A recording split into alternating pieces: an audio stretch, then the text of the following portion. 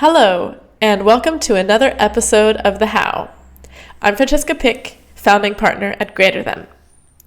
In this episode, I talk to Michel Bachmann, a community weaver and network builder, one of the people I know who is most knowledgeable about this topic, both from having a lot of experience developing the Impact Hub in Zurich, the Global Impact Hub Network, and then also in developing a lot of specific experiments and communities who are pursuing the field of community weaving and network building.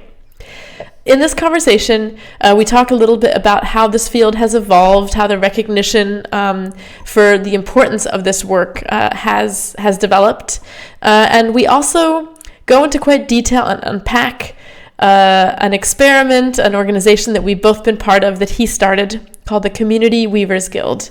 And we try to, look at some of the lessons, the challenges that came out of that experience that was really rich and really brought up a lot of questions around distributed leadership and shared governance.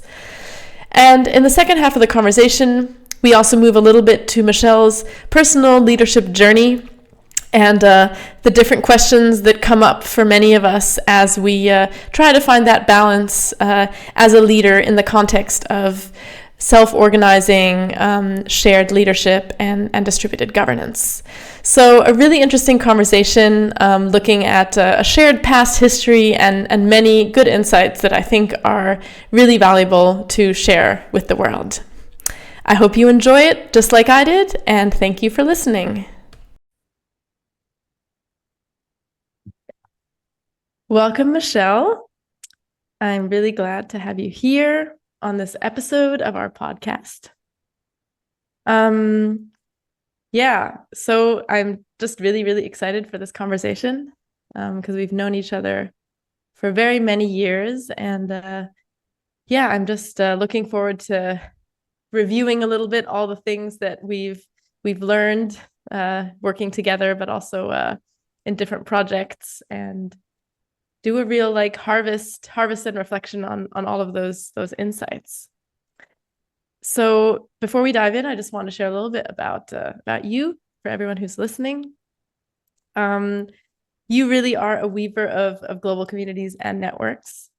And I guess one of the things that Michel is quite known for, that is, I guess, fairly early on in his career, was the co-founding of the Impact Hub in Zurich, but also then got super involved in the Global Impact Hub Network and a lot of really interesting transitions that happened there. And I remember back then there was already some really amazing insights and learning that came from that a lot of us really benefited from, about how to grow a global network.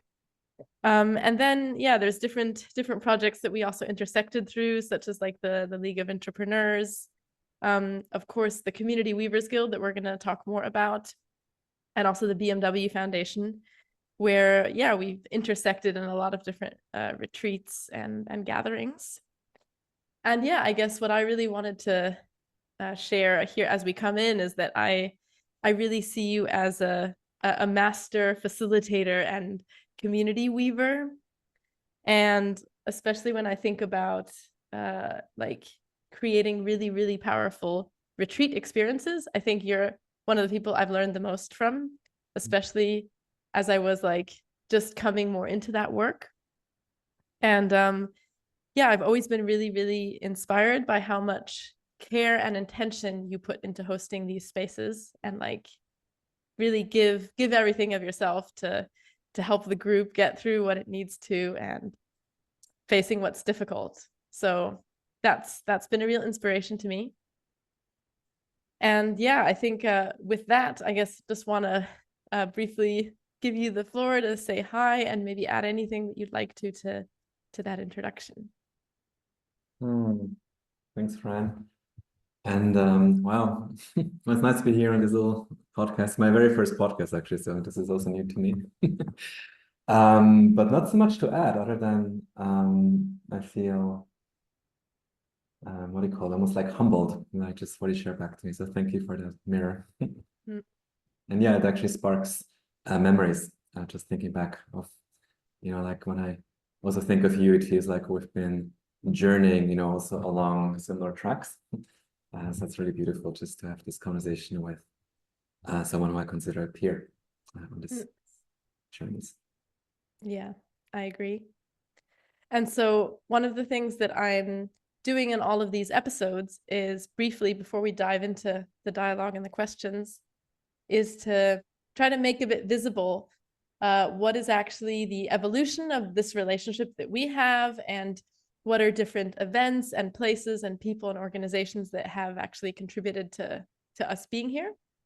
And so, yeah, to me, that's part of making visible things that are usually a lot of labor and care put into making these kind of things happen. So yeah, I guess I thought we could both try to put the puzzle pieces together. um, what is your memory like? How did we originally meet? How did we get here? I think the very first time was in Costa Rica, no? I still remember Chelsea from Inspiral actually, I think first introduced you. And I remember, we were doing this retreat in Costa Rica, and it was something around kind of assembling other people weavers who were doing this work in the new kind of organizing paradigm, something like this. Also with the intention to see how can we learn from each other, how can we possibly work together. And I remember Chelsea from Inspiral, who said like, oh, we really should have Fran there. And that's how I think you came to that. Yeah, and I think actually another person, I think there may have been two links that brought me to Costa Rica, which was also Alexa Clay, because she had actually spoken at the We Share Fest a few years before. So We Share, this community I was very involved in, and our big gathering. So through that, I already knew who she was, and I do remember receiving that invitation to that event from her, and just thinking like, I have no idea what this is, but if Alexa is inviting me, I'm gonna say yes. So yeah, actually, it's interesting that like two very important communities in my journey are both like present in having gotten to that. So the Inspiral Network and also We Share. And yeah, I feel like then somehow it went on with the League of Entrepreneurs, right? I mean, maybe there was a bit of a gap somewhere in between, but I remember being at this gathering outside of Berlin, I think. And I think you had invited me to share something about collaborative budgeting, or I can't quite remember what the link was, but I think that's how we sort of continued to get to know each other better and work together. Yeah, it could have been. I think like early on, I kind of associated yours with co-budget, this amazing tool. And so then whenever in one of my communities the word some topic on money came up, I immediately thought like, oh, you should talk to Fran. And I think that's also how the league being one of these communities that also try to figure out how to create a sustainable business model from a community. And so immediately, I also thought of you as someone who could really add. But I think there was new tribes also happened, I think, before probably even, huh? That's true. I was just thinking that. At the other moment, which was for me personally, I think like the third attempt to create something like a collective of community weavers together with Alexa Clay back then. Yeah. Where we again, like in Costa Rica, just thought like, hey, how do we start, bringing together different people who are, like weaving these new tribes. Sometimes we call them. I think my very first attempt we called them ecosystem builders. That was in 2013, I think. And so, yeah, I think that was another moment of us connecting in person around, just finding each other, finding friends, finding peers, and seeing how do we start learning from each other and working together. Yeah. Yeah, that was definitely quite a pivotal moment. And I guess it's quite interesting, this this thread, as you were saying, of like trying to create like a bit these like meta communities of people that are community builders and supporting each other. That was something that you were doing different attempts at developing, and that we kept meeting around. And so I guess yeah, it's important to then mention the Community Weavers Guild, right, which obviously was called the experiment at first because it was an experiment. And that's where we then got to, I guess, like probably go the deepest into the collaboration and really like being in the same group for quite a few years. I don't know how many years was that. I don't even know. I think we had, some more intense time at the beginning, right, where we really dove into this shared experiment. And then over time it became more loose, and I think we all started doing our own thing, and we just, I think, remained in a deep friendship and some looser formats, you know. Yeah, yeah. So yeah, I guess that's obviously just a bit of a snapshot, but I thought it's just interesting to, yeah, to trace some of those threads. I don't know if there's anything else important you think we should bring into this little opening about, yeah, influences or important people or groups that have contributed here. The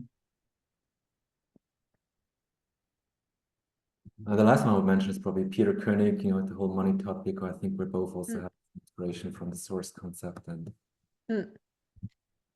yeah, that's a good point. Yeah, that's definitely, I think one of the things that I've noticed is that you and I, we seem to be on similar journeys in parallel often, and sometimes they go in different speeds. One speeds up, slows down, or it's not that linear. But yeah, I feel like we keep sort of like having similar insights at similar moments, or drawing from inspirations or knowledge that are really like help us in that process of developing and stepping into leadership and all that. So yeah, I've really enjoyed that. likewise. Cool. So let's dive into our harvesting, as I'm calling it, which obviously is facilitation lingo. I really want to make an effort to not use too much jargon. So yeah, by harvest I mean us really drawing out what are the insights, the lessons, the knowledge, the beautiful fruits of all the labor that we've been doing. And so I was thinking we could sort of zoom out as far as we can and is helpful. And I guess, yeah, my invitation is really to just think about, I think whatever time span is helpful, but I don't know how many years you feel like you've sort of been in the field of work that you're in at the moment. But I'm especially curious in sort of this shift that I feel like we're all sort of holding different parts of or trying to support, which is from this more industrial mechanistic paradigm of management and work and organizations to really this idea that organizations are living systems, that we need to have more community-based governance that are also founded on care and relationships and shared leadership. And so I guess this larger shift that we're all contributing different parts to, I'm just really curious, like if you zoom out, what are some of the things that you've noticed that have been challenging, or maybe evolutions that you've seen happen in that space over maybe like the last years, the last decade? What do you see when you look from more that bird's eye perspective? And the question is mostly about this shift from, or like that paradigm shift that's happening, or I think it's like whatever vantage point the work you're doing is contributing to, like from, because obviously you're doing specific types of work within that larger shift. So yeah, what are you seeing there? I mean, overall, if I zoom out a lot, like I remember the first time I got into this, like, let's say at least thinking level paradigm, was probably even at 16, my stepfather gave me the book from Ken Wilber, which talk about integral theory and even spiral dynamics back then. So I was quite early on exposed to these thoughts around, shifting from kind of the orange, which is more the corporate traditional management style, to green, to then teal or yellow in the original version. So I was exposed to that thought very early on. And then when I started studying with 20, I read Images of Organization, which is a kind of a book that looked at different metaphors. So I was really, I think, early on exposed to this thinking. And also when I look at the field, for me, it feels like the journey that I've been witnessing is that more and more people got exposed to these ideas. But it's been a journey of kind of coming from, this sounds good, this is a beautiful language I like to adopt because it resonates, to really bring it into the body, which means to actually, really living those new types of mindsets, which I think is as a whole journey. And so maybe we can look at that together, around this path from from a concept basically to re-embodying it. Mm. And how are you seeing that? Like, is that next step happening?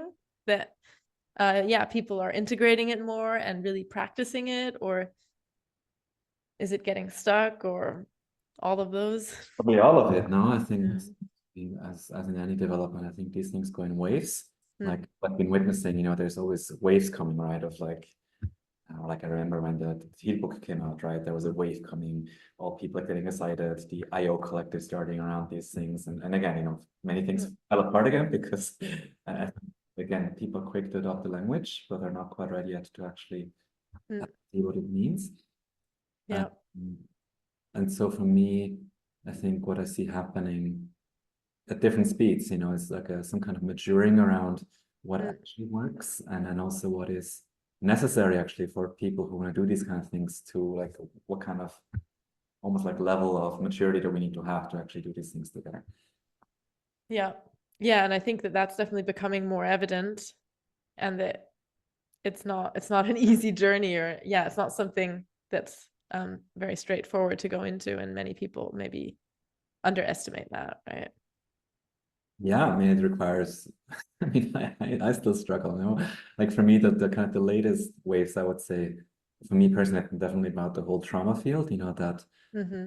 there's a growing awareness around these new ways of organizing. That of course there's also a deep power perspective which goes back into even our colonial past and all of these things which we somehow need to metabolize as a collective, Mm. just pretend they don't exist, right? So I think if we really go into these new ways of organizing, we really have to become grown-ups in looking at these very difficult topics, with a very mature way of meeting them. Yeah. Mm. Yeah, and I guess one thing that I've been wondering about lately, and I'm curious how you feel about it, is like, is it worth it? Is it worth it and possible? I guess by which I mean, like, it feels that when we open up this space of like, okay, and we really need to mature and we need to be able to hold all of these difficult things, and like, yeah, it's really hard. And maybe there's reasons why we have certain ways of running organizations to like not have to deal with all of it. And I'm playing devil's advocate a bit here, but I think I've been seeing definitely some people losing a bit their hope, or yeah, that sort of excitement around the possibilities here, because it's like, oh, maybe this is actually too difficult, for good reasons. Yeah. And so I'm just wondering, like, yeah, do you have any cynical streak in that, or do you think that, yeah, we just need to help people do the work and provide more support?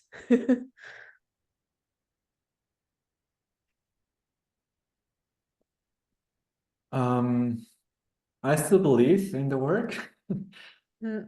I get cynical mostly when as I said before, hear people adopt the language and clearly are living something different. That's where I get cynical, and Mm. me that's where I would say the work mostly breaks down. That people are just not actually aware what it would really mean. Mm. Um, Including that, again, like for me, the whole work of spiral dynamics was very formative, because I think people also still misunderstanding today, right? That if you actually embody the teal, yellow, whatever you want to call it, paradigm, the integral paradigm, it actually means you can still play all the others. And so sometimes it actually makes sense to be in the full-on top-down mode. Yeah. That's the best way of doing it. Yeah. You remember even with Alexa Clay, for example, and maybe it's helpful to bring in some stories and not just, I think Yes. both you and I have a tendency to be very abstract, and maybe for our listeners, it also helps to bring things down to stories. Yeah. So I remember when Alexa Clay, Chelsea, and Derek, we had a bit of a pod forming, and we tried to kind of be in this very consensus almost, like basically green mode of like, oh, let's all decide together. It's like, it just didn't work, because sucked out. Yeah. And then Alexa suggested maybe we should have this role, and she called it the alpha male. That we would rotate around, and then that person would just really be in charge. And it was so liberating, right? To have Yeah. that present. Yeah. We just rotate, which for me then is let's say the new work principle is that, hierarchies are good as long as they're not rigid, right? As long as they're dynamic. And today, what I see in this field is many people still have confusion. For example, says like, oh, we should have no hierarchy. It's just plain wrong. And then I think from being wrong assumptions around how things should be. And then I think people end up in a really strange reality, right? Where there's kind of an image, this is how it should be, but it somehow doesn't work. And I think that creates a lot of tension. Yeah. I still believe these things work, but they need to be very discerning around what's really needed here, and put it up.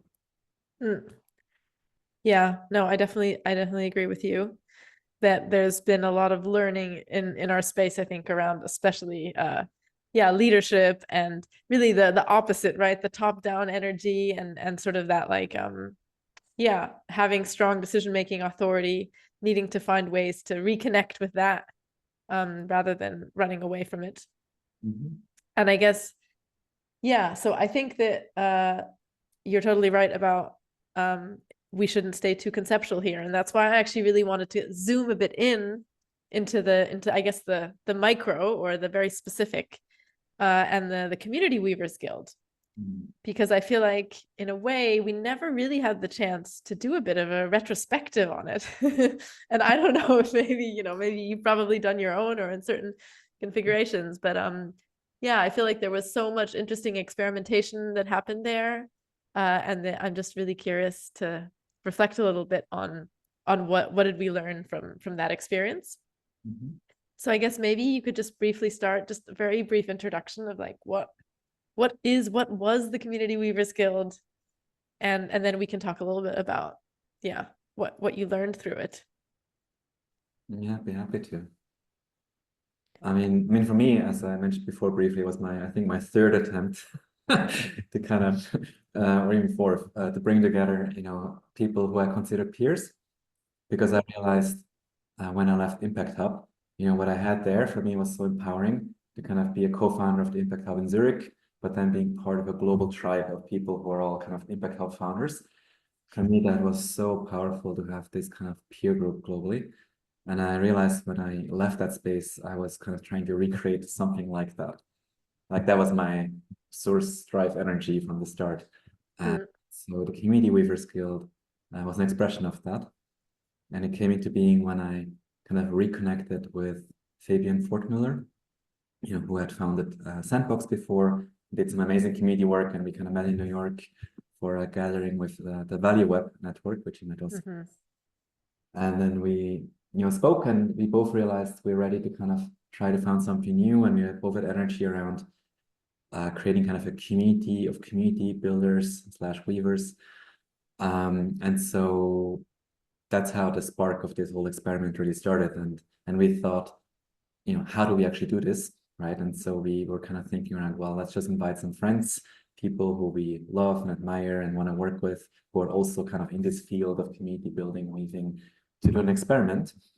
In I think initially we said it would be 6 months, where we kind of invited 20, 25 people from around the world to see like, hey, what might be possible when we just create kind of a loose collective where we can support each other, learn from each other, and maybe even do work together. That was the initial. Yeah, and it went through a few different stages, right? We invited some like cohorts or groups of new people that joined, and we had different geographies. And what I found especially interesting is that quite similar in a way to Greater Than, the collective that I started, I guess, a little bit before that.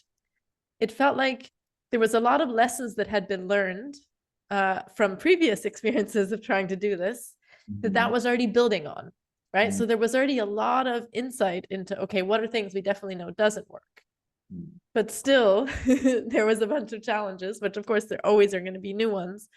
But I guess I'm just really curious of now when you look back at it, what do you see in terms of like, oh, okay, maybe there's things that we were trying to do, why were they not working, or what was maybe really valuable about it that we only saw over time, that maybe paid off, or well, appeared. It's good to reflect on it, because it's true, we have never done this, and it's still kind of, for me, hanging there. It hasn't had any closure yet, right? So for me, that's part of something I still want to do at some point, Yeah. but not today. Yeah, I think there are a few things that in hindsight I probably would have done differently. Mm. The first one being that, and this brings us back to source actually, as I mentioned, like Fabi and I kind of co-sparked this together, which is beautiful because I was also looking for, partners in crime, and we also invited actually Chelsea to be part of that group. But then she left quite early. But for me, I realized only later on that, both Fabi and I have strong source energy, Uh-huh. and but we have different things that we care about deeply. And I realized that as we started also, mixing our energies together and creating this thing, for Fabian, the experiment was always first and foremost about deepening relationships and care and friendship as kind of the core essence of what this was about. And I realized for me, it was much more also about doing work together, because I realized also in my life, I actually built friendships through work, and that's where I thrive. And this is where for me the energy comes in. And that wasn't fully aligned. So even though I personally also saw like, yes, of course, you also need to center care and relationships, and that's important. And for Fabian, you also saw we also need to do some work, but we had different, almost like what's really in the middle. Mm. And I realized only later that this had an impact on, of course, then what this thing became, because it was a little bit confused. And also it could see, it was different who invited whom into it. It had a bit of a different Mm. note of what people are also hoping to find there. So I think in the end, I think it definitely had an impact on the energy of the space. So even though I think still today, right, there was a lot of value created, and I think definitely on the relational front, I think we created deep relationships that we still nourish from today, right? I think for me, what I learned was it would have been better to be just clear, like what is really at the heart of it, so that people could really also say yes to what I'm stepping into, and then hopefully thrive in that. And I think Yeah. part of that confusion also led to just things not flowing as easily as they might have. Mm. Yeah, totally. I definitely resonate a lot with that. And it's something that I tell myself as well in hindsight about initiatives I've started. And like I find it quite challenging in a way because sometimes you just don't know why you're doing, like you don't always have that clarity, or it's not conscious. Why am I starting something? Like that essence. Sometimes it just becomes clear later on, I think. So yeah, it's something I'm really wondering about, is like how can one get the support or realize when you're in the process of starting something new, how can you take that extra time or give yourself that space to really understand like what really is the reason that I'm doing this, to then help you invite people from that space of clarity. Because I Yeah, just know that for me that can sometimes take quite long to actually realize. yeah. Although also looking back, I'm not sure if it always needs the kind of explicit clarity, as in terms of I really describe it. I think Yeah. that is key. But for me, there is something around really trusting that energy that one feels, like at least for me, when I found something, I had a clear energy sense, which also comes from personal need, Yeah. someone to bring that into the world. And I think people react to that energy, they can feel it. You might have the words, but if Yes. really speaking from that energy, people will get what Yeah. you're doing. And I experienced that in the Impact Hub, for example, where I was fully in that energy and I could really magnetize, and it was like really easy to be Yeah. also leading this thing because I just trusted that feeling I had, and I could lead from that place. Yeah. Whereas, for example, in the guild, I had my energy, and for example, Fabian had his energy, and we were like mixing. And that I think so for me, there's more something around energetic clarity that comes Yeah. from someone who's really trusting their own source energy and really leading from that. And I think, and then the language comes later, right? But Yeah. Yeah. do I trust my own intuition and source energy, and Yeah. be courageous enough to stand here, and see what happens, right? And Yes. Yes. for me, a lot of the Yeah. learning, I love that. Yeah, that's really helping me put into better words what I think I was also feeling, because I definitely, yeah, it's not about the words, it's about that trust. Um, and I think just for those listeners who aren't familiar with the concept of source, even though I think the way we're talking about it, it's probably quite clear what is being meant by that. But yeah, we'll add some links in the show notes about this. But we're talking basically about the act of creation, and a connection that a specific person, the source person, has with any initiative that they start, and yeah, where that energy is basically coming from, and then how that shows up overall in the organization. And I think, yeah, it's been a concept that we learned about from Peter Koenig, as we mentioned also earlier, that I think has been really useful for both of us, and thinking about leadership and power dynamics in groups. And so yeah, it's interesting that that's one of your reflections in terms of the guild, because that's definitely been something that's yeah, stuck with me a lot in a lot of different collective endeavors, right? As something that we haven't quite gotten right yet, or really yeah, figured out, like, what is that feeling that you need to have to make this work. Yeah, and it's tricky, right? Because a lot of I think the essence of being a collective is that we want to be a collective, right? Of people Exactly. with their own energies and things. So Yeah. I think I'm also still like maybe even relearning what it means. Like, what is the healthy balance of clear leadership, actually, right? From that source energy, Yeah. with the intention to actually create a space where everyone in the field can step into their own source energy, right? And then I think it becomes a true thriving collective. And Yeah. not something we're just creating some kind of mishmash that just doesn't work. Yeah. Yeah, definitely. Anything else in terms of, yeah, takeaways, insights from the guild? Yeah, probably two more actually come to mind. Like, one was I realized, especially when creating a global kind of community, something like, what's really the energy that holds it together? And of course, because everyone is busy, everyone has their own project, especially in our groups. And I realized, for me at least, there has to be something that also pays into the livelihood of people, um, to make this a priority in their life. And I think this was a constant conversation between me and Fabian and some others, was around how much that can be actually part of the core. But I think what you do well and greater than from my outside perspective is that this is really integrated as part of people's livelihood. And it was the same with the Impact Hub. I remember, initially at the end, people said what really works is if this becomes something for professionals, right? So people actually make it their profession. So I think in the end, the name that I gave at the end, the Community Weavers Guild, right? It was never fully adopted by everyone. But I was actually really excited to actually create a proper guild. With me, the essence is it is for people who consider this their craft. Yeah. They want to co-develop mastery in this craft. Yeah. Personally, I still have energy around that. Maybe there will be still a future expression of that. Yeah. I was like, oh, I'm feeling that.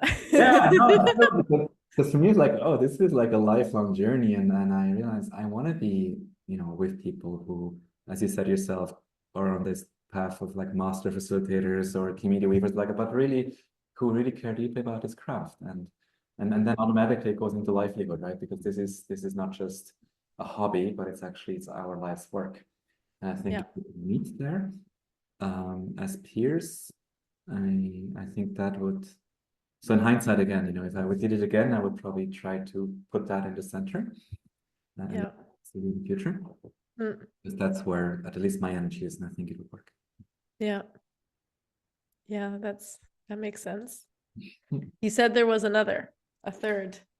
Yeah, and that was just the circumstance that, of course, creating a global community always means it's also virtual a lot of the time.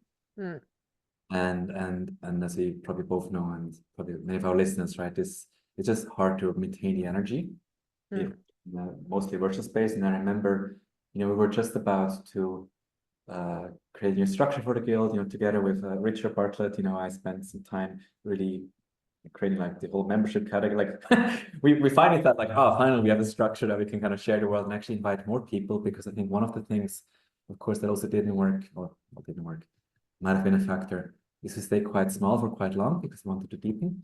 Yeah. But we also realized we actually needed fresh energy, right, to kind of like revitalize the space, Yeah. which means new people. But just about as we were ready to kind of make that invitation to a new wave of people, Corona hit.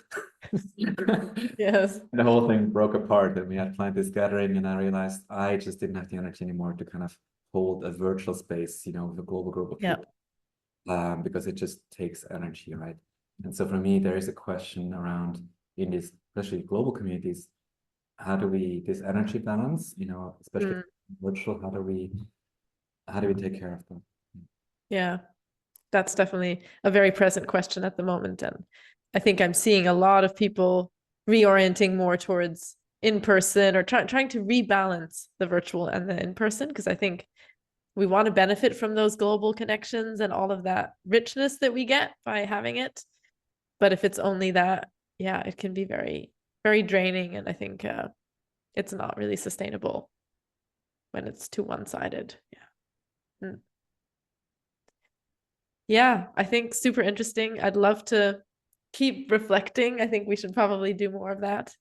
One thing that I also just wanted to bring as an insight, more in terms of the value that it created, is that I do really think that in those first few like cohorts of people that were brought in, so much energy was put into thinking about the curation of those groups. And man, those relationships have yielded a lot. Like, I think that if you look at the amount of people collaborating in different configurations now, having created projects, like it's really impressive, to be honest. And I just think that that's something that, there was sort of an innate sense as it was happening, like, oh, this is definitely going to be valuable. But I think not quite the extent to which it would be. And that I feel that there's a lack of way to recognize that value and to also like give back for it.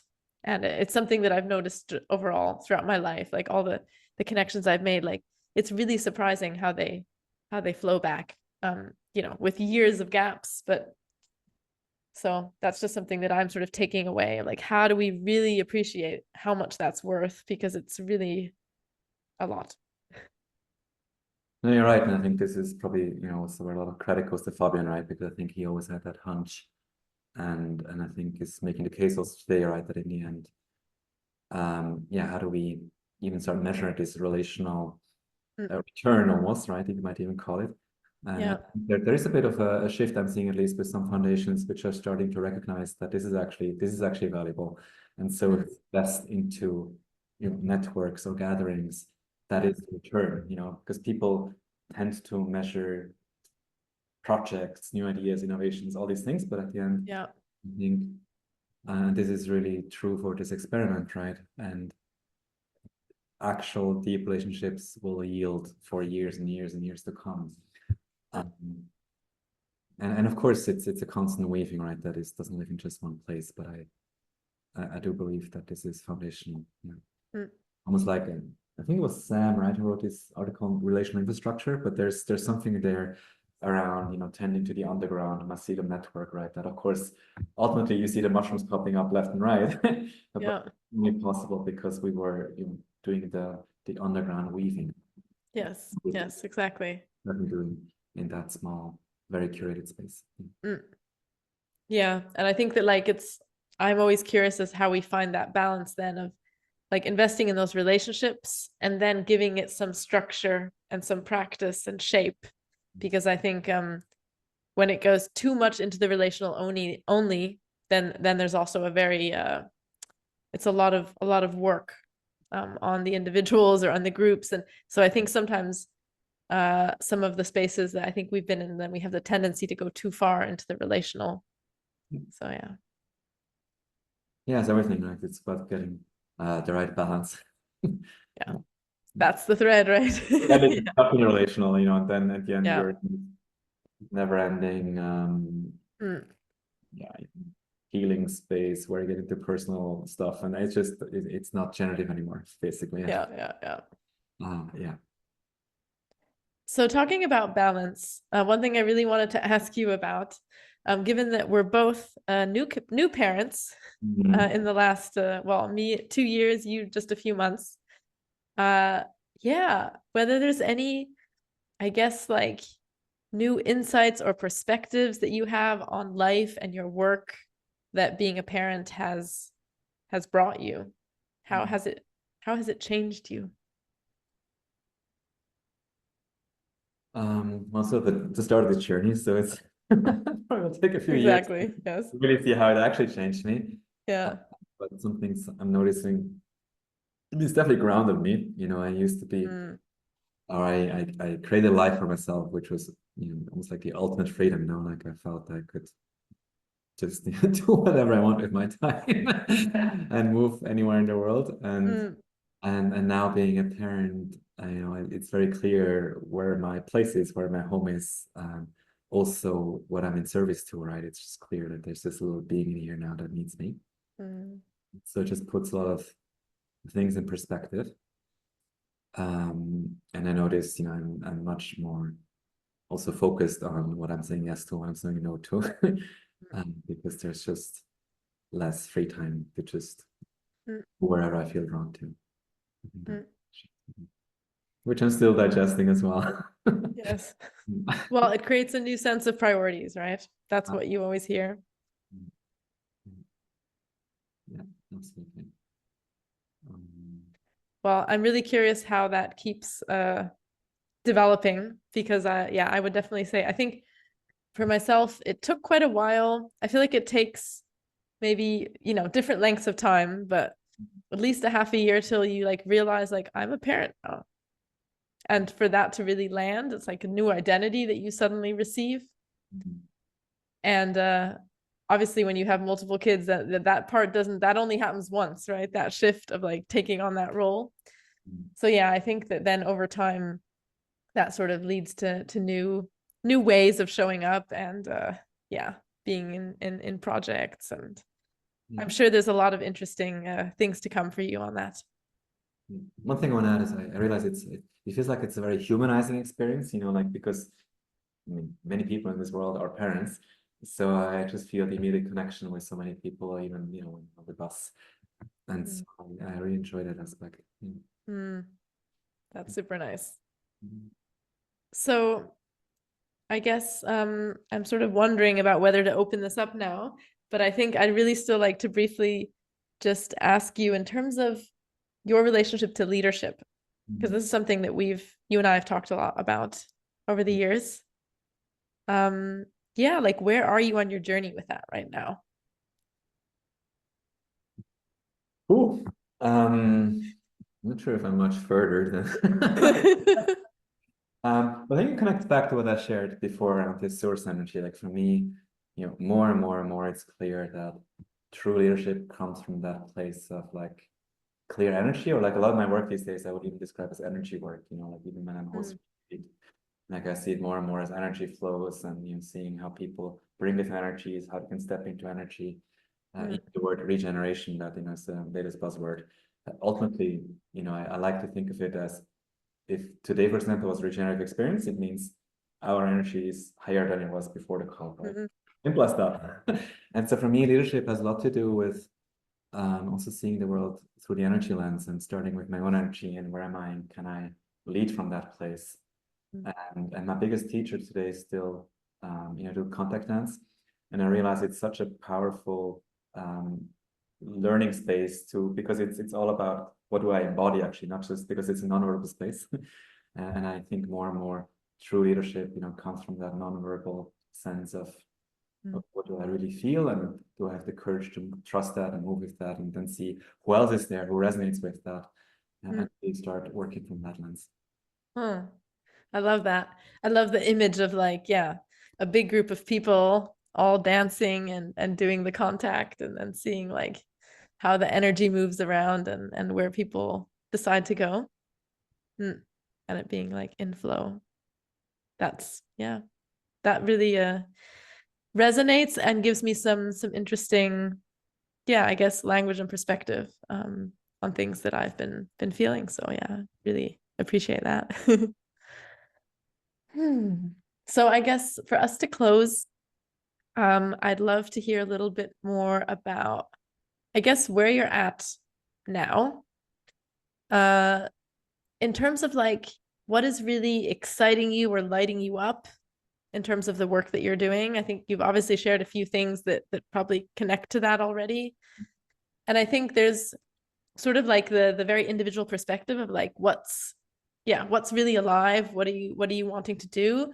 But also in connection with like the world and where we are at, because it really feels like things are changing so fast. And I guess I really am, curious to understand like what are fellow practitioners feeling called to do in this moment that we are in as a society also. So yeah, that would be my closing question for you. A small one. I know. We have like 3 minutes. Okay, let's see. I mean, a couple things. One is I've definitely been curious about this notion of bioregional weaving that's been popping up lately.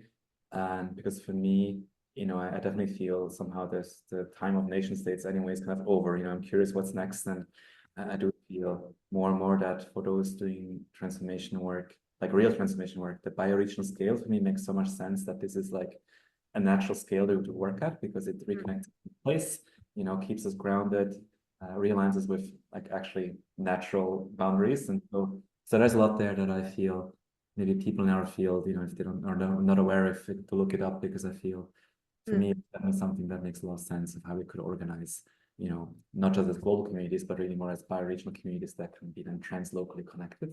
Something like Yeah. popping up quite strongly, and I'm also looking at that personally. What might be, and then beyond that, more at the level of the craft, right?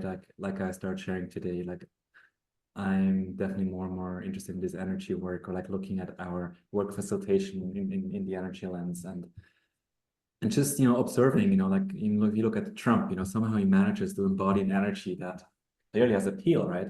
And taps into some really strong energies, collectively. And there's a curiosity in me around, can we learn to do that more in the positive sense?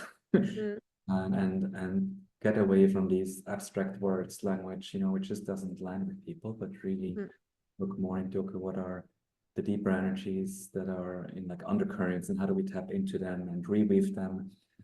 To me, that's really exciting in terms of the work I'm doing. Yeah, it's a big task and it's very needed. So yeah, I'm really glad to see that spark and that excitement also for the connecting more with other peers doing this craft. And as you know, I'm definitely one of those people that is really passionate about deepening this craft of community weaving and facilitating and all of those things. And I look forward to continuing to do that as we go forward.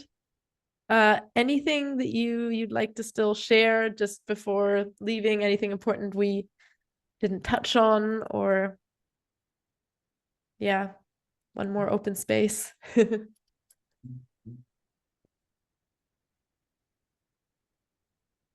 Now, the last thing I want to probably mention is that I do feel also that a lot of this is, about coming back into the body. Like I realized so much that at the end of the day, that's was my mentioned dance, right? I think but right now it's almost like my passion project on the side, and I sometimes feel, and even in retreats, we kind of do it on the side. And I somehow feel if we really want to change things, we need to bring the body back into the game, like fully. And so there's a lot of curiosity there for me. Yeah. Because I see it missing. Yeah. Yeah. Makes total sense. And that's something I've been actually hearing from a lot of different corners lately. It really feels like it's a very something that's ready to happen more. Yeah. Yeah, and then we can really, even the word embodying, right? It comes from that. So I think that to me is the work of our time, right? How do we embody these new ways of being together? Yeah. The integration, inner outer integration, mind body integration, all of it. Great. Well, thank you so much, Michelle. I'm really glad we did this. And just thankful for you sharing your insights, and looking forward to continuing to do that. And I also hope that our listeners got some good nuggets and ideas from this, and maybe have some links or things they want to explore further. And we'll see you in all the other places. Yes.